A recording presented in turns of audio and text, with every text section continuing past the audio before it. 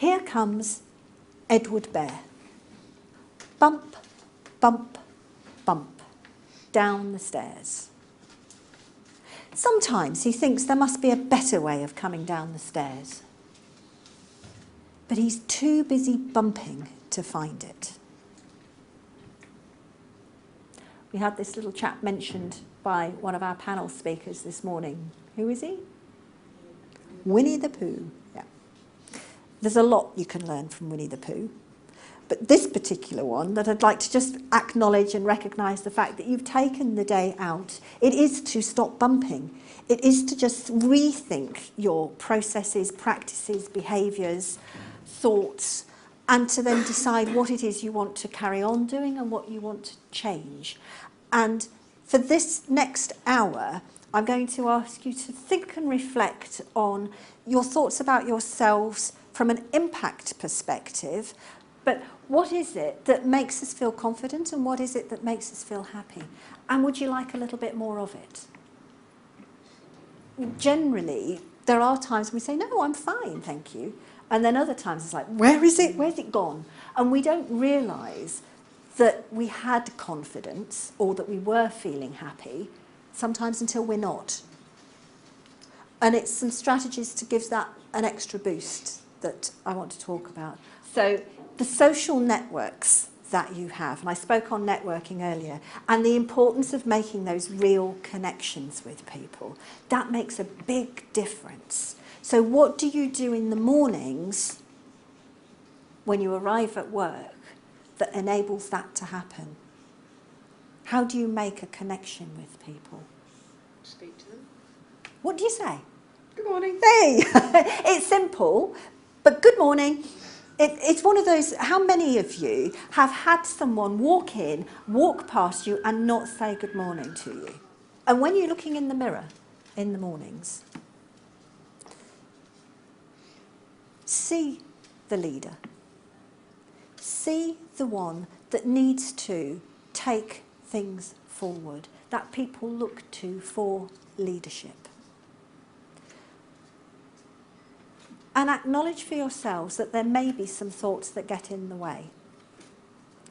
Because as I said earlier, there were times, and still are times, when I don't feel that confident. When I go back to feeling that little girl's feeling of being shy, being unsure. And when I was growing up, the middle one of three girls, not in the picture, but in age, the middle one of three. And I was the one that failed the 11 plus. My sisters went to grammar school. I was the one that then wasn't academic. I didn't go to university. It wasn't for me. I did my A-levels at Boston Grammar School, which is the Lincolnshire Boston, in case any of you thought I'd been raised in the States and don't have that accent. But the Lincolnshire Boston the Boston College I went to. And my sisters went to the grammar school, did their A-levels at the grammar school. I did an HND in business studies. I didn't go to university because I'm not academic, because I failed the 11 plus, because that's just not who I am. And then it's a couple of years ago, my husband suggested that I applied to do a master's in positive psychology. And I just thought he was joking. What happened was he'd come back from a long walk around England.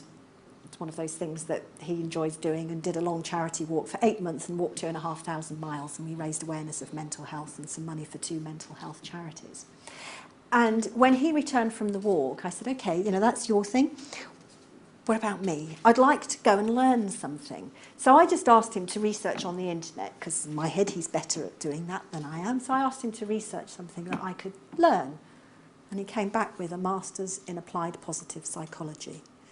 And after I realised that he wasn't joking, and I'd got over the issues of telling him that the university won't want me, I don't have a first degree, I'm not good enough, I can't possibly do it, I'm not academic, I did put through the application, but he had to help me write that personal statement because I couldn't possibly say something about me that was good enough to go to university, in my head.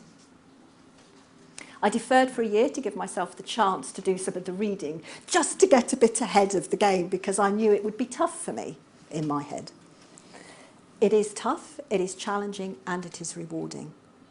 I did get a distinction in my first ever academic essay, and my jaw dropped completely. I now have to rethink my mindset. I'm not saying that I'm going to be wholly academic, but now I believe that I can do some of that.